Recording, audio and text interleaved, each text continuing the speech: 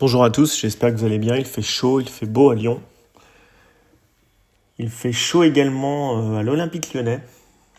On y voit clairement plus clair. Excusez-moi de la redondance, mais elle était utile. On y voit plus clair avec l'arrivée du franco-espagnol, si je ne me trompe pas. Enfin, surtout du basque, Santiago Cucci. J'espère que je prononce bien son nom de famille, je le prononce à l'italienne, Santiago Cucci. Et donc, on y voit beaucoup plus clair. Pourquoi ? J'avais fait un édito juste avant, m'alarmant de la situation, et à juste titre, du budget retoqué par la DNCG, le gendarme financier de la Ligue de football professionnel, dirigé au passage par quelqu'un de chez Deloitte, donc un cabinet du Big Four, donc qui connaissent quand même bien les chiffres et la finance, même si parfois ils sont accommodants. C'est leur métier. Et je m'étais inquiété en me disant, voilà, au moins on y voit plus clair. Une chose est certaine, c'est que John Textor et surtout ses amis en backstage, parce que John Textor, c'est l'homme devant, mais il y a des gens en backstage qui ont mis de l'argent, il y a des banques qui ont mis de l'argent, et il y a des milliardaires qui ont prêté de l'argent, et des fonds qui ont prêté de l'argent. Et on se dit, il escomptait la vente d'OL Reign à Michel Kwang, et il a mis ça en prévisionnel, donc une vente qui n'a pas été signée en l'occurrence encore et qui n'est pas actée, pour en gros montrer que son budget est à l'équilibre. Alors là, je me suis dit, il n'a pas de sous, quoi. C'est pas qu'il n'a pas de sous, en fait, c'est qu'en fait, les actionnaires et les banques ont investi suffisamment pour estimer que désormais, OL Group, version John Textor et Eagle, doit être autosuffisant et doit se débrouiller. C'est-à-dire que là, on est comme un oiseau qui a éclos et dont les parents, le poussent un peu en dehors du nid et lui disent écoute, débrouille-toi, maintenant tu voles, tu te débrouilles. Donc, ça a un peu touché mes espoirs et je pense que je ne suis pas le seul, honnêtement. Parce que j'étais resté dans un prisme anachronique, excusez-moi du terme un peu pompeux. Je me souviens très bien de l'interview de Jean-Michel Aulas et je vous en ai parlé à plusieurs reprises il y a 4-5 ans quand à Canal+, il avait fait une très très longue interview depuis le Groupama Stadium en disant « J'ai des gens du golf qui souhaitent racheter le club pour des sommes assez colossales. » Globalement, c'est ce qu'il disait. Ensuite, il y a eu le Covid, il y a eu 3 années sur 4 à des classements calamiteux, un Jean-Michel Aulas qui était beaucoup moins péremptoire qu'il y a 4-5 ans lors de cette interview, des investisseurs du golf qui ne sont plus là. Alors moi, je me dis, c'est vrai que pourquoi aller ramer comme un sourd dans la mine, à ramasser charbon après charbon, pépite après pépite, quand vous voyez un écosystème, et là on peut employer les termes, d'États souverains qui arrivent avec des fonds souverains qui se sont enrichis globalement grâce à l'énergie, pétrolifère ou de gaz, et type Qatar, Arabie Saoudite, les Émirats Arabes Unis, et qui rachètent des clubs type Manchester City, type Paris Saint-Germain, type Newcastle. Et puis du jour au lendemain, des clubs qui étaient soit Ligue 2 et qui remontaient, soit limite Ligue 2, qui allaient presque descendre en Ligue 2, type Paris Saint-Germain, ou Manchester City, dont le seul fait d'armes avait été, je crois, si je ne me trompe pas, d'avoir gagné un trophée en 1968.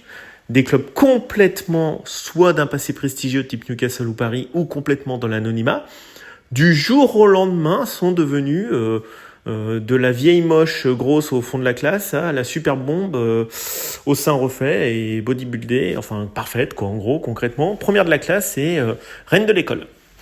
Et nous, on se dit, nous, on n'a pas de peau. Voilà, on vient de manger 10 ans de pain noir et on se dit, finalement, est-ce qu'on n'est pas passé à côté d'une super reprise du club par ces gens qui arrivent sans limite financière, qui font du soft power, clairement.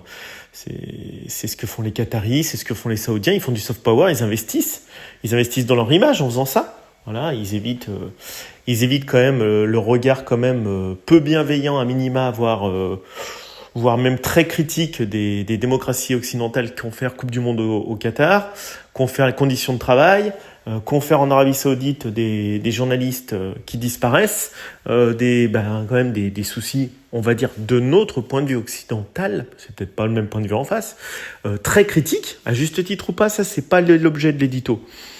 Voilà, donc ils achètent du soft power. Voilà, une image, et c'est vrai qu'un club de foot en Angleterre ou en France, c'est très bon. Et nous on se dit, on n'est pas dans la gamelle. Et voilà, on a raté Bocuse, on est obligé d'aller chez les gastros. Les restos gastronomiques, pas les gastro, entérite. Voilà. Mais avant ça, évidemment, vous avez donc John Textor qui arrive et ça compte les sous dans tous les sens. Pendant 6 mois, ça compte les sous. Ça recompte les sous pendant 6 mois dans tous les sens. Et c'est dur à boucler. Et c'est compliqué. Alors j'entends dire certains commentaires, tu connais rien.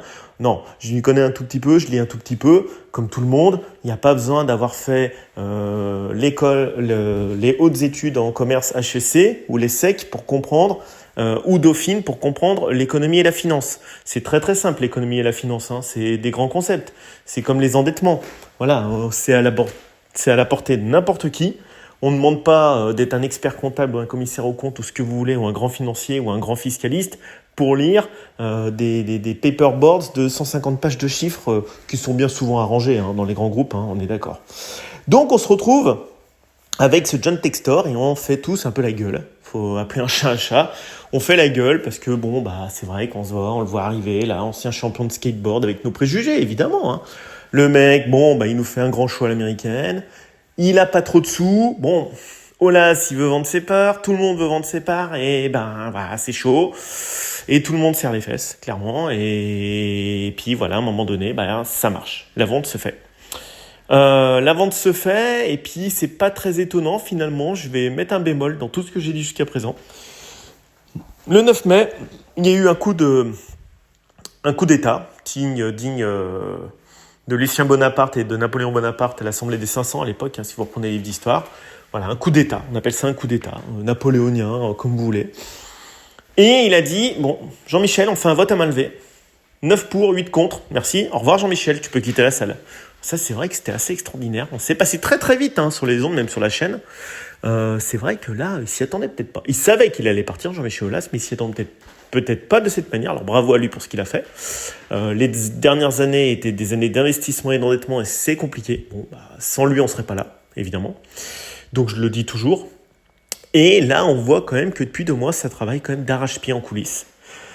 Le mercato, comme dit Thomas, il est plutôt intelligent parce qu'elle est chopé un arrière droit au club de Bruges qui a quand même fait un très beau parcours. C'est quand même tout sauf évident, on est loin d'être les seuls. Le Clinton Bata. Le Sochénien, je l'ai vu en highlight, je suis pas du tout emballé, mais ça c'est un investissement. Aujourd'hui, on va faire quoi, comme dit Thomas? On va faire du 2, 3, 4, 5 millions pour revendre ça 15 à 20. Donc l'idée c'est de faire une fois, comme à la bonne paye, fois 10. Pourquoi pas.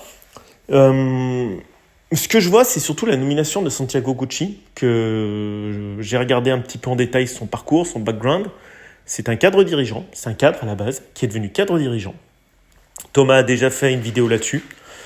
En tout cas, c'est quelqu'un qui a de la réussite dans ce qu'il fait, clairement, qui est capable de redynamiser des marques qui sont quand même soit sur le déclin, soit en difficulté, et qui sait restructurer la marque autour d'objectifs de marketing et de croissance. Il a réussi des challenges très très compliqués. Il faut savoir par exemple que Levi's, quand il arrive en 2013, c'est toujours la famille Haas qui dirige ça, donc c'est les descendants de Lévi-Strauss. C'est une société vieillissante, qui a une image de marque un peu vieillissante, même pas mal. Il s'est retrouvé assez vite à diriger la part Europe du Sud, parce qu'il parle très bien l'espagnol forcément, donc Italie, Espagne, Portugal et France. Il s'est dirigé, j'ai lu ses interviews, c'est quand même dans tout ce qui est Fashion Week, les magazines un peu américains et français, il y a quand même une vision chez lui. Il y a une vision, il y a une méthodologie. Voilà, on n'est pas cadre dirigeant par hasard. La méthodologie ces dernières années, et là on peut pas gueuler parce que je l'ai fait pendant les éditos, j'ai dit ce club manque de méthodologie. On va me dire t'es qui? Vous savez pas qui je suis, mais la méthodologie je l'applique tous les jours. Quand on nomme Juninho directeur sportif, quelqu'un qui n'a jamais occupé un autre poste que de faire des postes politiques ou de faire consultant à la télévision en sport, ce n'est pas possible. Il a peut-être l'œil du recruteur, et ça c'est incontestable, en dehors de Camillo. Il a trouvé des très très bons joueurs qu'il a su ramener et convaincre à l'Olympique Lyonnais, type Lucas Paqueta ou Guimarães. Mais c'est un déficit de méthodologie dans le recrutement que de ramener Juninho. C'était à minima de la démagogie parce que ça faisait plaisir aux supporters de le faire. Et à maxima, c'était vraiment pas très professionnel. Désolé, aujourd'hui on peut le dire. D'ailleurs, même Jean-Michel Aulas l'a dit, le costume est trop grand pour lui et je l'avais déjà dit 1 an avant. Évidemment, ce sont des postes d'encadrement, de direction et de bureau. Alors c'est bien beau de taper dans une balle, moi j'ai rien contre, hein. Il y a des joueurs qui tapent super bien dans une balle, mais ça fait rarement des grands managers. Confère Oliver Kahn au Bayern Munich. Ce ne sont pas les mêmes métiers. Alors on va me dire, ah ça y est, tu nous sors la France d'en haut, la France d'en bas, machin. Alors je connais, on est sur une chaîne où il y a plein de mecs qui font des fautes d'orthographe et qui conchient des élites. Et ça, faut le dire, hein. Moi j'en ai rien à foutre de le dire, je vous le dis. Mais demain, franchement, si vous mettez un mec qui est footballeur à la tête de l'État, je peux vous dire que c'est la mort, hein. Et l'inverse, c'est vrai. Si vous mettez Macron sur un terrain de foot, c'est mort aussi. Voilà, il faut quand même, chacun a raison garder, chacun a son pôle de compétences. La transversalité des compétences, Michel Platini, honnêtement, j'y ai jamais cru. Passer du terrain et avoir du charisme sur un terrain, ça ne vous garantit pas d'être un grand dirigeant sportif. Loin de là. Loin de là. Ça peut marcher, mais c'est rare. Et l'inverse est tout aussi vrai. Alors, Santiago Gucci, il aime le sport, il a mis de Lizarazu, de Julie. Il a une vision méthodologique, je ferme la parenthèse, hein, comme ça, excusez-moi de m'être un petit peu excité, mais ça me gonfle un petit peu des fois, donc je le dis. Il a une vision, il a une méthodologie, il a préservé du brick and mortar, comme on appelle ça en business, c'est-à-dire des magasins en dur. Il a construit des partenariats autour d'El Corte Inglés en Espagne, autour du printemps, beaucoup aux États-Unis également, autour de tout un tas de chaînes de distribution spécialisées. Il a reconstruit la chaîne, hein, voilà, pour Dockers, pour Levi's. Il a réussi à faire réintroduire en bourse Levi's. Ça fait 30 ans qu'il n'était plus coté à Wall Street. C'est vraiment une belle image positive. Il a également réussi à créer, en plus du brick and mortar, il a réussi à recréer de la distribution spécialisée virtuelle. On appelle ça, c'est du marketing virtuel, ils appellent ça comme ça aux États-Unis. Donc avec des partenariats stratégiques, type Zalando, type Amazon, Shopify. Il a tout recréé un écosystème très brillant. Il a retrouvé des chiffres, des croissances à 2 chiffres, ce qui n'était pas arrivé depuis très longtemps pour ces marques, parce que Docker, c'est dans l'univers Levi's. Il a été propulsé à la tête de Levi's par ses réussites. Il a ouvert beaucoup de magasins en Espagne avec une vraie réussite, des vrais partenariats au printemps à Paris. Il y a vraiment eu des belles réussites dans ce qu'il a fait dans des temps assez courts. C'est quelqu'un qui est très méthodique, qui analyse les chiffres, qui est très marketing, qui travaille, a priori, de ce que j'ai lu, très très bien. Alors je ne lui fais pas de la lèche, je ne le connais absolument pas. Il a 53 ans, il bosse bien, il est jeune, il a une vision dynamique. Moi, franchement, quand on n'a pas d'argent, on a au moins de la méthode. Donc, ça veut dire qu'on y voit un peu plus clair. Comme je disais en début d'édito, on va vers Textor, chercher un président, on va dire local. Alors local, Thomas l'a compris, lyonnais, non, local, français. Mais qui en même temps a un référentiel aux États-Unis, là où sont les investisseurs d'Eagle.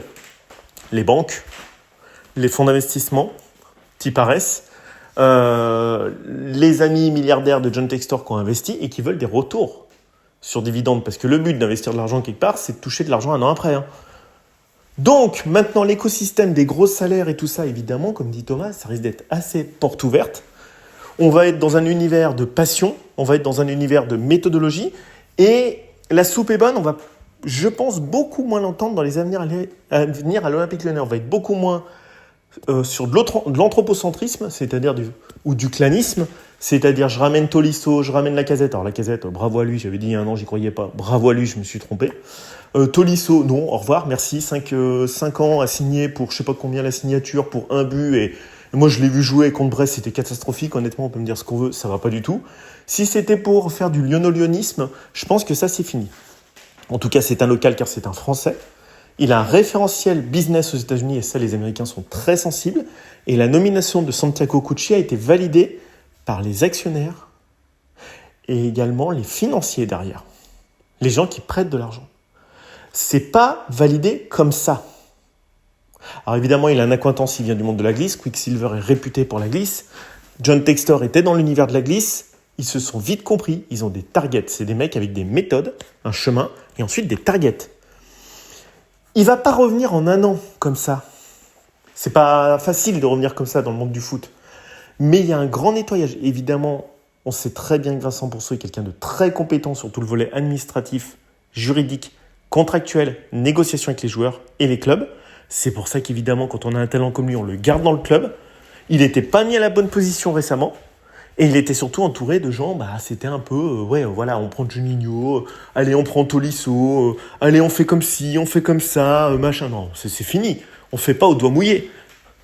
Le business, c'est raide. Le business, c'est des indicateurs. On peut se planter dans les indicateurs, mais on rectifie en permanence tous les jours à court, moyen et long terme. Voilà. Donc, l'aspect marketing va être retravaillé. L'aspect juridique va être retravaillé. L'aspect commercial va être retravaillé. L'aspect contractuel va être retravaillé. Tout va être retravaillé dans ce club. Moi, je leur souhaite bonne chance. J'y crois personnellement. Quand je vois quelqu'un comme lui avec le background qu'il a, j'y crois. C'est pas un homme d'affaires. Je suis pas d'accord avec Thomas. C'est un cadre dirigeant.